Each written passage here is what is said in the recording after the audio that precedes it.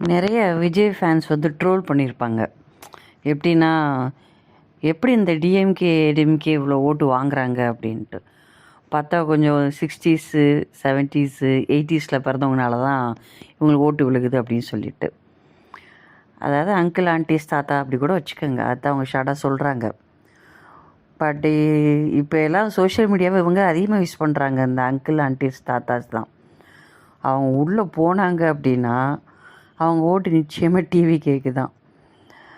அதாவது ஐடி விங்குன்னு ஒவ்வொரு கட்சியும் வச்சுருப்பாங்க. பட் இங்கே அப்படி இல்லை. ஊர் உலகமே ஐடி விங்காக இருக்குது. யாருக்கு? டிவி கேக்கு, விஜய்க்கு.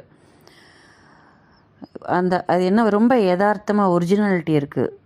சில பெரிய கட்சியோட ஐடி விங்கெலாம் ஒரு ஆடு மாதிரி க்ரியேட் பண்ண மாதிரி இருக்கும். இது அவ்வளோ ஒரு எமோஷ்னலாக இருக்குது.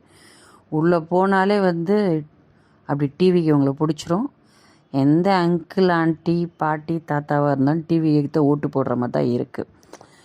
இது ரஜினிக்கு சொல்லுவாங்க தானாக சேர்ந்த கூட்டம் அப்படின்னு சொல்லிட்டு. இது உண்மையிலே விஜய்க்கு வந்து தானாக சேர்ந்த கூட்டம். அவர் வந்து பிறந்த பயனை அடைஞ்சிட்டார் தான் நான் சொல்லுவேன்.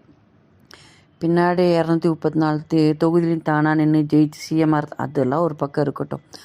அதை எல்லாம் விட மக்களோட மனசில் இருக்கார் அப்படின்னா அங்கே ஜெயிச்சிட்டார் அவர். இதுக்கு மேலே அரசியலில் ஜெயித்தார் அப்படின்னா அது இதோட ஒன்றும் பெரிய வெற்றியாக இருக்க போகிறதில்ல. ஸோ இந்த வீடியோ உங்களுக்கு பிடிச்சிருந்துச்சி அப்படின்னா மறக்காமல் சப்ஸ்கிரைப் பண்ணுங்கள், லைக் பண்ணுங்கள், கமெண்ட் பண்ணுங்கள்.